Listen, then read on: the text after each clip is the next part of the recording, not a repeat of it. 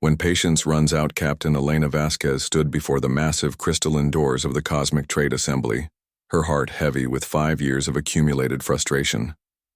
The towering structure stretched beyond the clouds of Nexus Prime, its surfaces gleaming with the combined technologies of 8 different alien civilizations.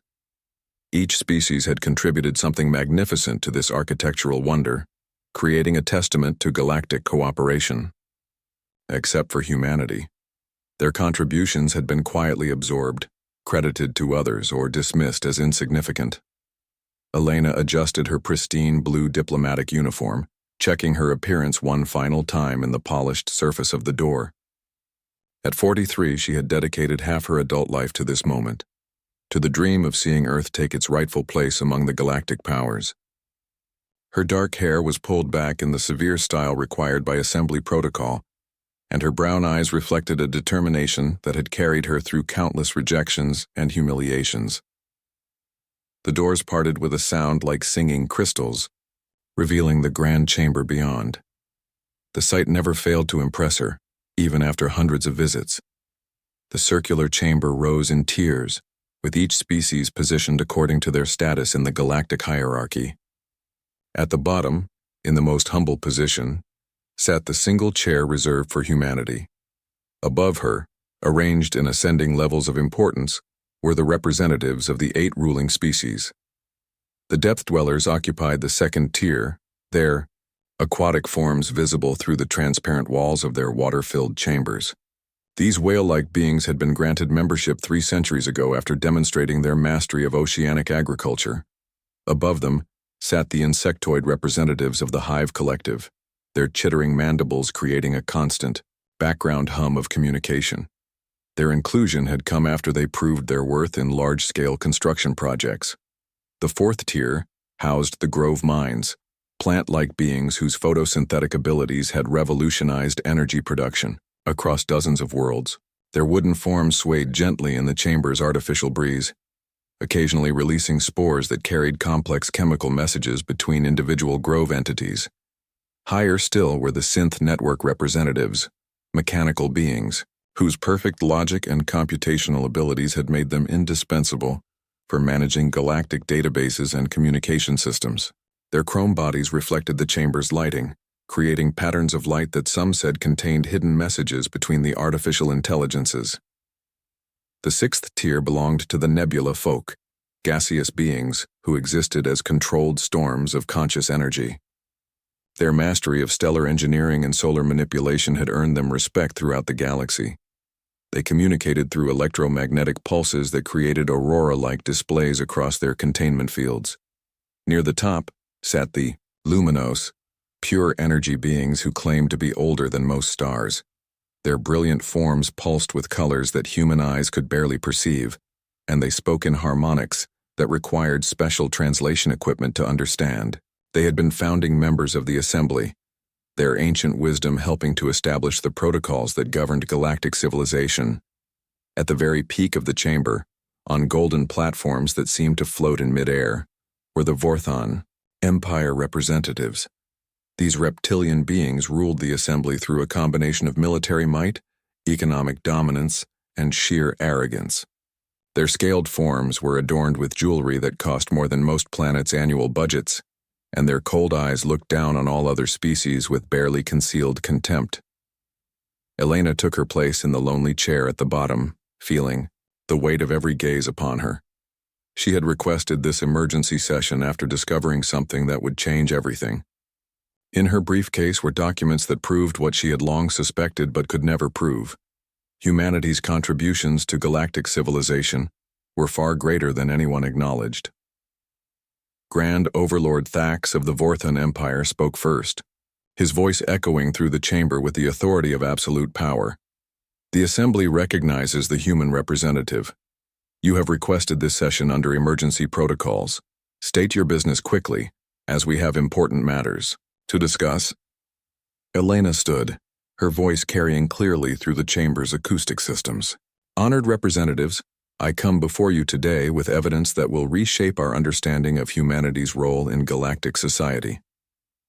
She activated her presentation system, filling the air above the chamber with holographic displays. The first image showed a detailed breakdown of technological innovations introduced to the galaxy over the past century. These are the revolutionary medical techniques that eliminated the crystal plague from Zeth worlds 15 years ago. They were developed by Dr. Amanda Foster of the Earth Medical Institute. A murmur ran through the crystalline Zeth representatives section.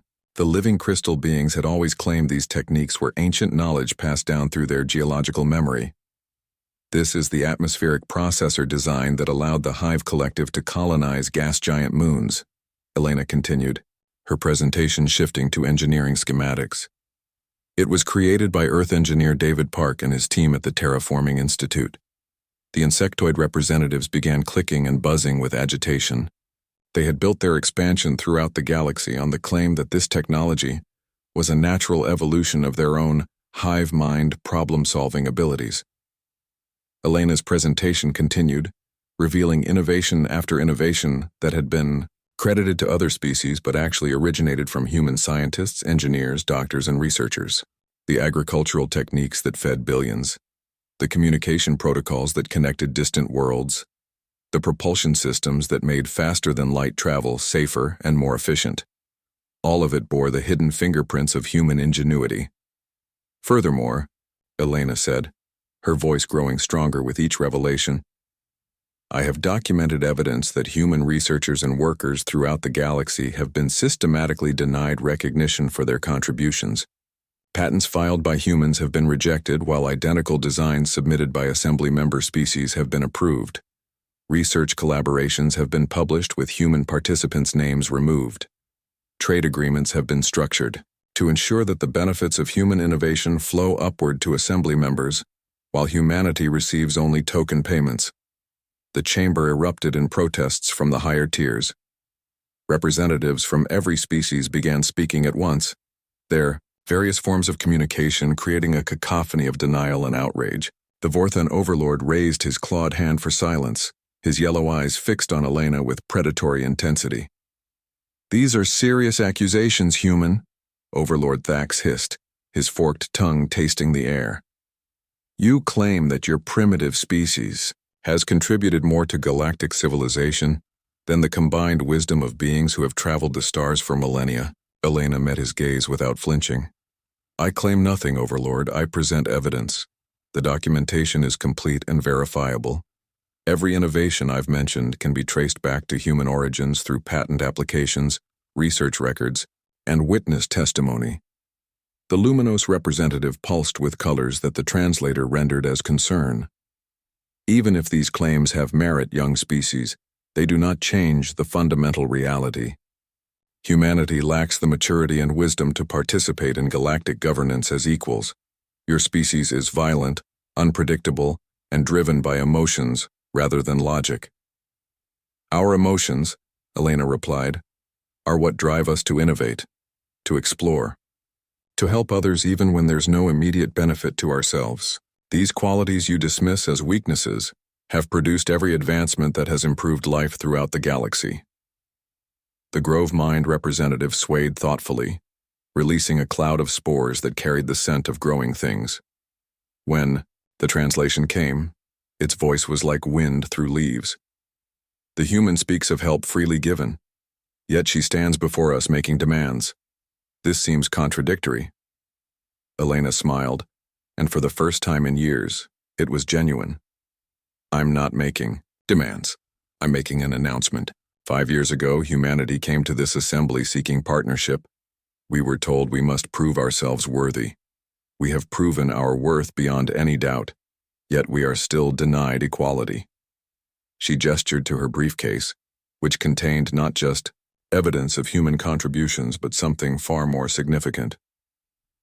Today I was prepared to present our formal application for full membership in the Cosmic Trade Assembly. We have met every criterion, exceeded every expectation, and contributed more to galactic welfare than most species achieve in centuries. The chamber fell silent, every representative focused on Elena's next words. Instead, I received this communication from the Assembly leadership this morning. Elena activated another holographic display, showing an official document bearing the seals of all 8 member species. Humanity is being offered junior partner statuses within the assembly structure. We would be granted the privilege of continuing our research and development work under assembly supervision. Our innovations would continue to benefit galactic civilization, and in return, we would receive housing, food, and protection. The silence stretched as the implications became clear. They were offering humanity a form of slavery dressed up in diplomatic language. Elena's voice carried to every corner of the chamber. The offer is generous by your standards. Humans would be valued servants, well treated and appreciated for our usefulness. We would have security, purpose, and the honor of serving the greater galactic community. She closed her briefcase with a decisive snap. Humanity declines. The words hit the chamber like a physical force. Several representatives began speaking at once, their voices filled with disbelief and growing alarm. You cannot simply decline, Overlord Thax snarled, rising from his floating platform. Your species needs the assembly. Without our protection, without access to our markets and technologies, humanity will remain trapped in its primitive corner of the galaxy. Elena looked up at the towering alien, her voice steady and clear. Perhaps, but we will be free. She turned to address the entire assembly, her words carrying the weight of decision that would reshape the galaxy. Effective immediately, Earth withdraws from all negotiations with the Cosmic Trade Assembly. We recall our diplomatic missions, our research teams, our medical staff, our engineers, and our trade representatives. Humanity will no longer participate in any assembly-sponsored projects or programs. The chamber erupted in chaos as representatives from every species began shouting objections, threats, and desperate bargaining offers. Through it all, Elena walked calmly toward the exit, her footsteps echoing in the sudden silence that followed her wake. At the crystalline doors, she turned back one final time. You taught us that we were not worthy of equality. Today we have learned that you were right. We are not your equals. We never were. She smiled as understanding dawned on some of the alien faces. We are so much more than that, and now we're going to prove it. The doors sang shut behind her, cutting off the rising panic from within. Elena walked to the communication station outside the chamber and sent a single message that would reach every human installation throughout the galaxy. Operation Independence is now active. Come home. Behind her, through the crystal walls of the assembly building, she could hear the sounds of the most powerful civilizations in the galaxy beginning to understand what they had just lost. And in the distance, human ships were already changing course, carrying with them the knowledge, skills, and innovations that had secretly held galactic civilization together. Elena looked up at the stars and smiled. For the first time in 5 years, she felt truly free. When the Foundation crumbles, 3 months had passed since Elena Vasquez walked out of the Cosmic Trade Assembly, and the galaxy was beginning to understand the true meaning of her words. Dr. Marcus Chen stood in the sterile corridors of the Zeth Medical Research Station, watching his team pack the last of their equipment with methodical precision. The crystalline beings who ran the facility watched from a distance, their usually brilliant forms dim with what humans had learned to recognize as distress. Marcus had spent 7 years on this station, working alongside the crystalline Zeth to develop treatments for diseases that affected silicon-based lifeforms. What the crystals didn't know was that Marcus and his team had solved problems in 3 months that Zeth researchers had struggled with for decades. The humans possessed an intuitive understanding of biological systems that transcended the boundaries between carbon and silicon-based life. Chief researcher Quartz Singer approached Marcus, her crystalline form chiming with harmonics of desperation. Dr. Chen, surely there must be some misunderstanding. Your research is vital to our people's survival. The plague in the outer colonies continues to spread. Marcus paused in his packing, his weathered hands gentle as he secured a delicate piece of medical equipment. At 55, he had dedicated his life to healing regardless of species. The plague could be stopped within weeks, Quartz Singer. The solution is actually quite simple once you understand the interaction between crystalline matrix decay and electromagnetic interference. The alien scientist's form brightened with hope. Then you will help us? You will share this knowledge? Offered to share it, Marcus replied sadly. 7 months ago, I submitted a complete treatment protocol to the Assembly Medical Council. It was rejected because it came from a junior species. When Dr. Prismatic Echo submitted the same protocol, 3 weeks later, with minor modifications, it was accepted for consideration. Quartzinger's light dimmed further. The treatment protocol was still under review by the Assembly's bureaucratic system, while colonies died from a plague that could be cured in days. I would gladly teach you the solution, Marcus continued, but Earth has recalled all human medical personnel. I have my orders. As Marcus's shuttle departed the station, he watched through the viewport as emergency signals began flashing across the Zeth colonies. Without human medical staff, the carefully maintained balance of treatments and preventive care was already breaking down. The crystalline Zeth had always assumed their human colleagues were merely assistants, carrying out procedures developed by superior alien minds. They were about to learn how wrong they had been. Halfway across the galaxy, engineer Sarah Kim was experiencing her own moment of departure. The Vorthan military installation on Conquest Prime had been her home for 4 years, during which she had revolutionized their power generation systems. The massive fusion reactors that powered the installation's shields and weapons were based on principles that Sarah had developed in her master's thesis at Earth Technical University. General Scalebreaker, the station's commander, watched with growing anxiety as Sarah's team dismantled the human-designed control systems. Engineer Kim, this is madness. Without these systems, our power output will drop by 70%.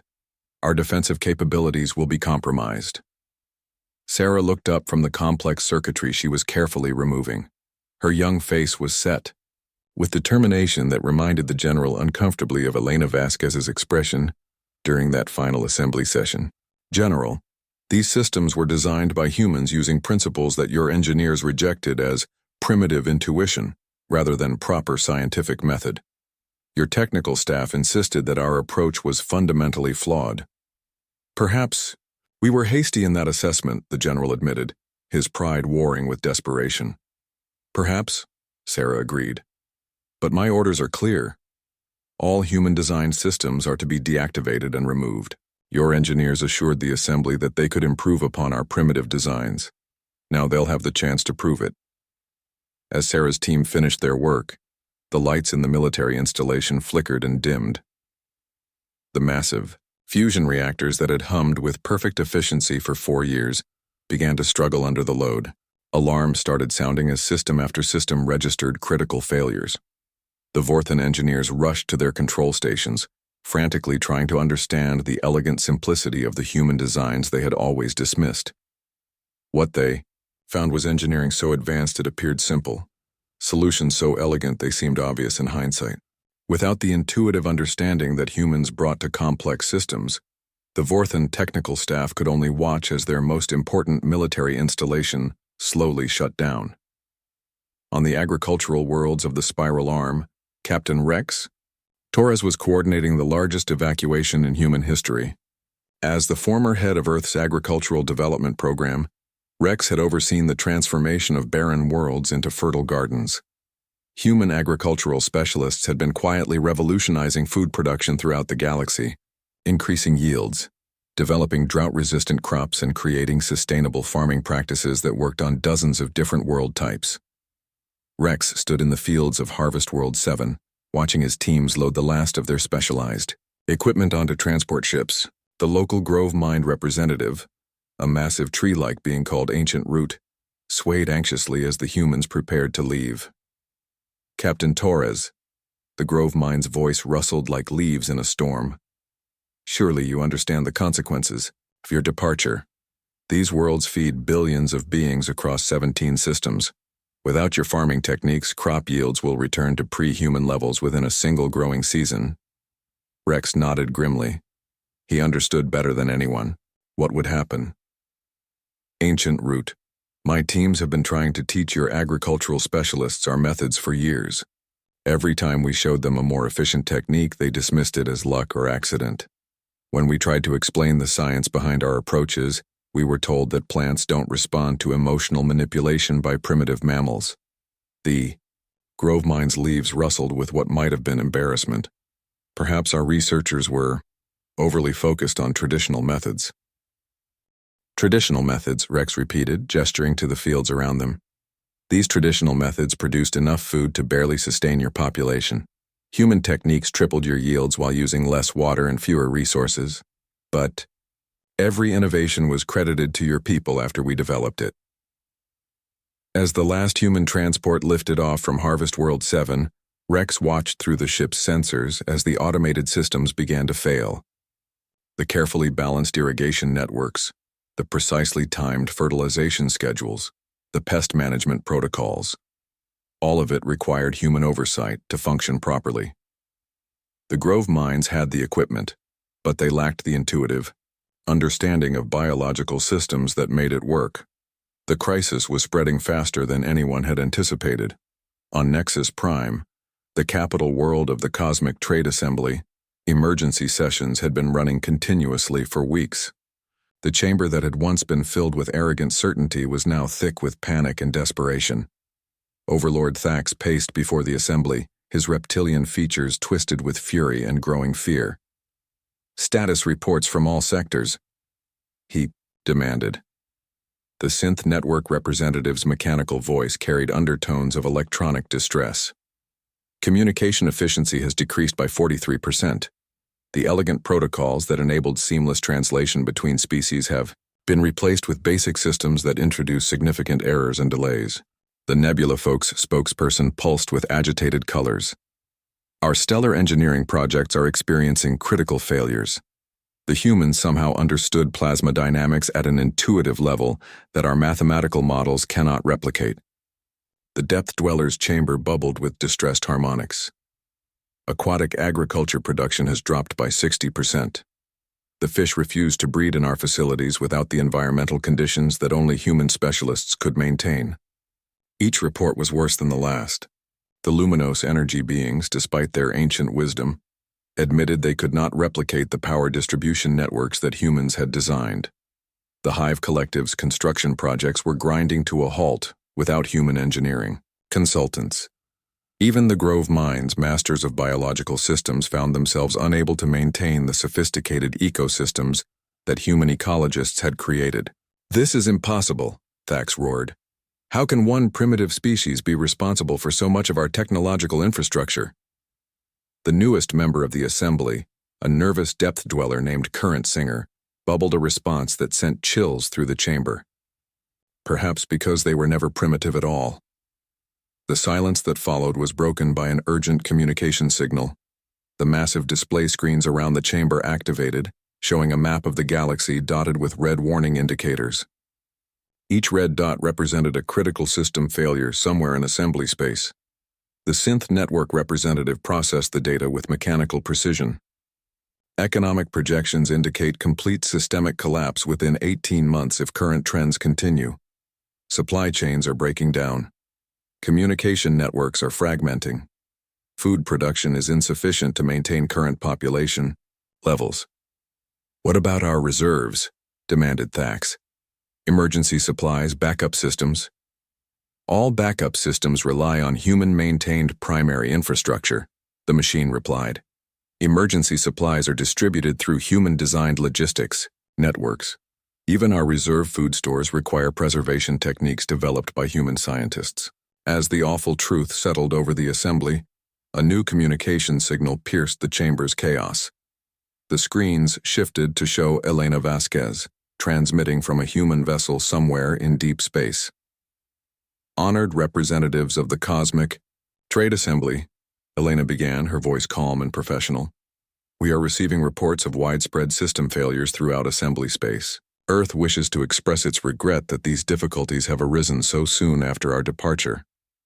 Thax leaned forward, his eyes burning with desperate hope. "Vasquez, thank the void you've contacted us. Surely Earth can see that this situation benefits no one. We are prepared to discuss new terms for human membership in the assembly." Elena's expression didn't change. "I'm afraid you misunderstand, Overlord. This is not a negotiation.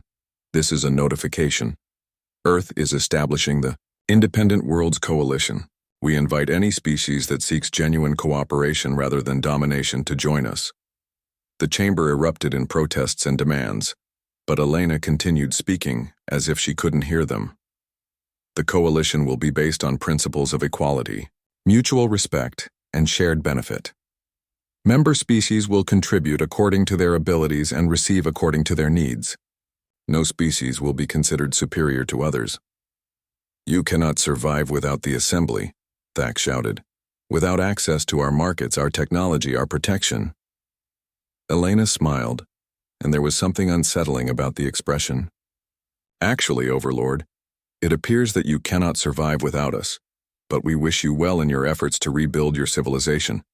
Perhaps this experience will teach you the value of cooperation over domination. The transmission ended, leaving the assembly in stunned silence. Around the galaxy, human ships were carrying their crews toward the unknown regions beyond assembly space. Behind them, the most advanced civilization in galactic history was beginning to collapse under the weight of its own arrogance. In the depths of space, refugee ships from a dozen species were changing course, following the human fleet toward an uncertain but hopeful future. The crystalline Zeth, who had been exiled for questioning assembly policies. Vorthon colonies that had rebelled against the Empire's cruel rule. Depth dwellers who dreamed of freedom from the assembly's rigid hierarchy. They had all heard Elena's message, and they had made their choice. The old order was dying, but something new was being born among the stars. Something that valued innovation over tradition, cooperation over domination, and hope over fear. The galaxy would never be the same again.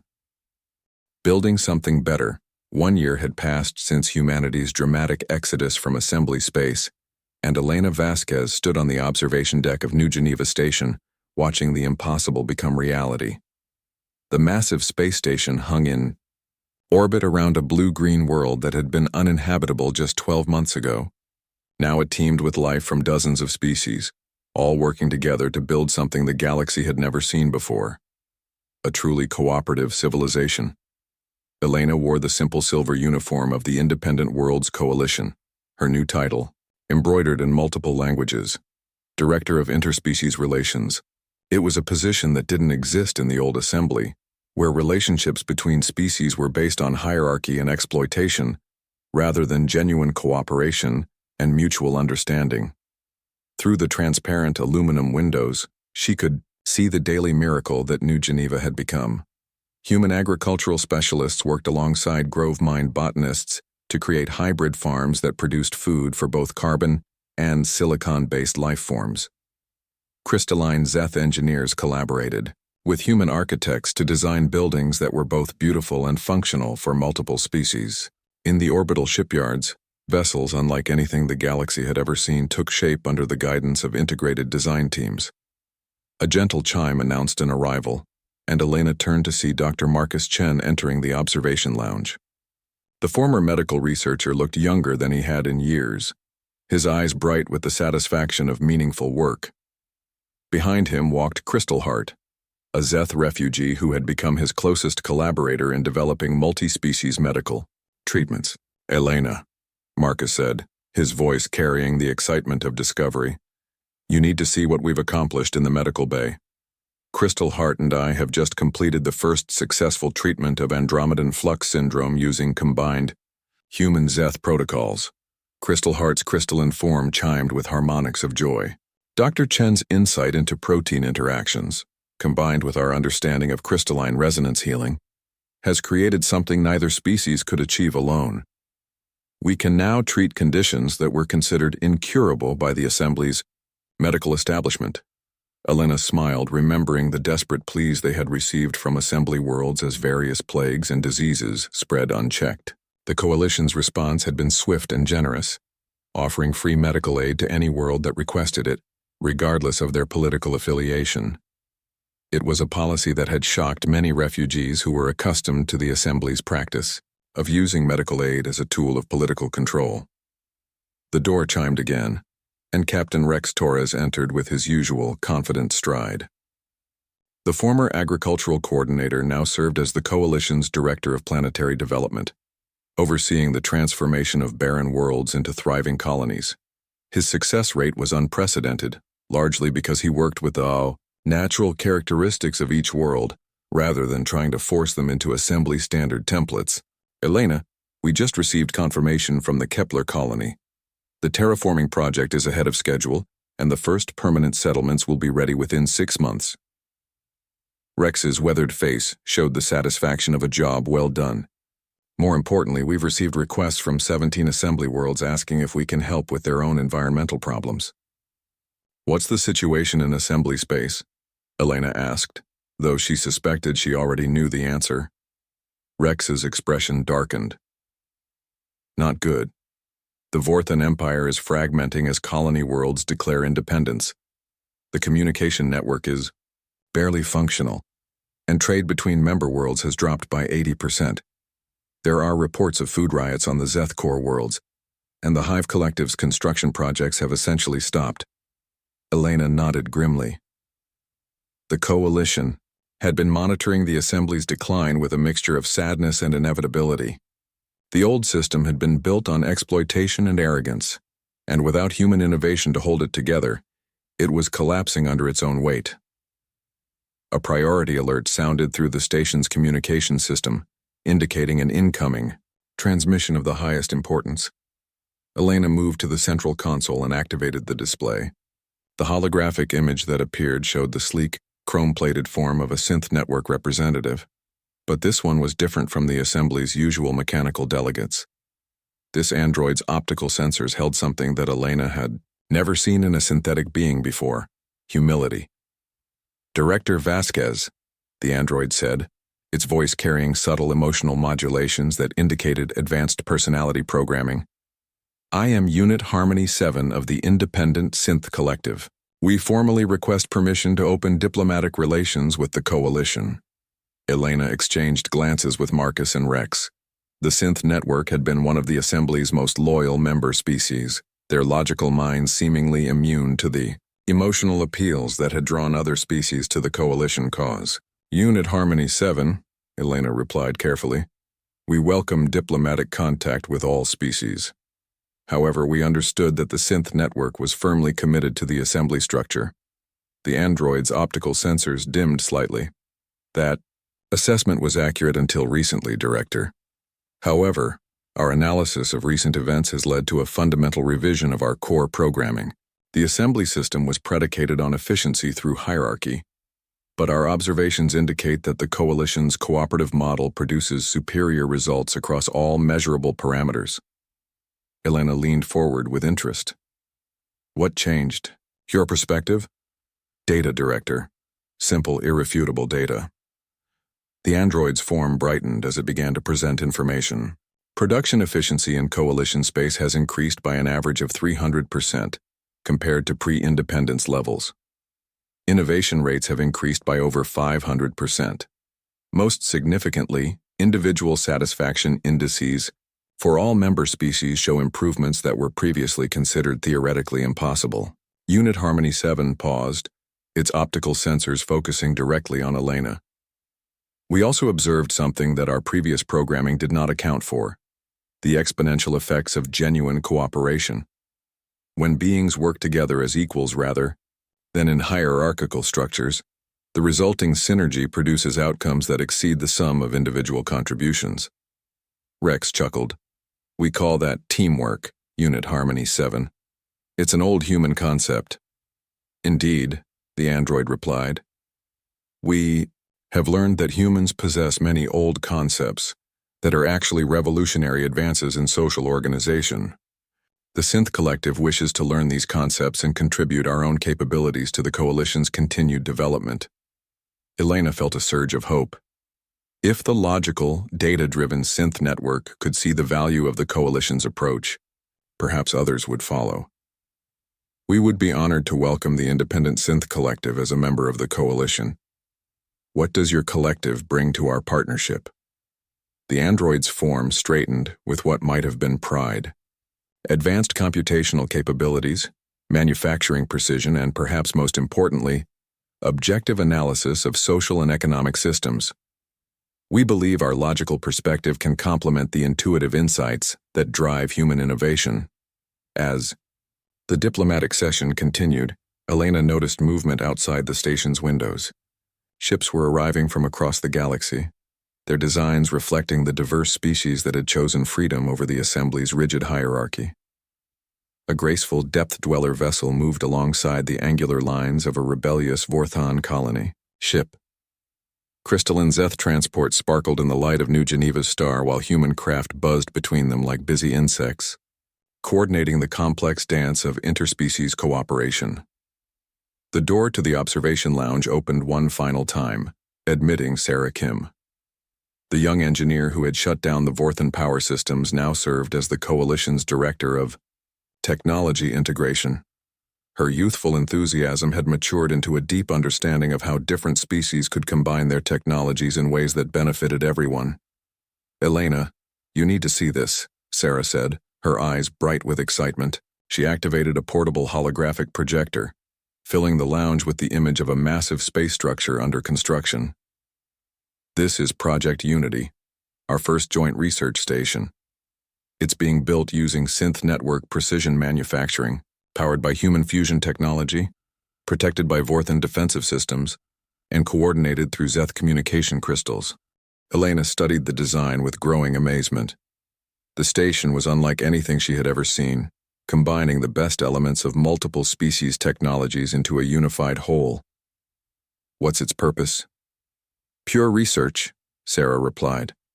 "No military applications, no commercial exploitation. Just the pursuit of knowledge for the benefit of all member species. We're already receiving applications from scientists throughout the galaxy, including several from assembly worlds." Unit harmony. Seven's optical sensors brightened with interest. "This project represents a fundamental shift in galactic scientific philosophy. The assembly system encouraged competition between research teams, often resulting in duplicated efforts and suppressed discoveries. Project Unity will enable unprecedented cooperation between the galaxy's greatest minds." As they spoke, Elena noticed something that made her heart skip with hope. On the holographic display showing galactic communications traffic, she could see a pattern emerging. Ships were moving away from assembly space in increasing numbers, heading toward Coalition territory. Entire star systems were declaring independence from the crumbling assembly, requesting permission to join the Coalition's growing alliance. The communication system chimed with another incoming transmission, this one carrying the emergency codes of the Assembly's highest authorities. Elena accepted the call, and the image of Overlord Thax appeared in the holographic display.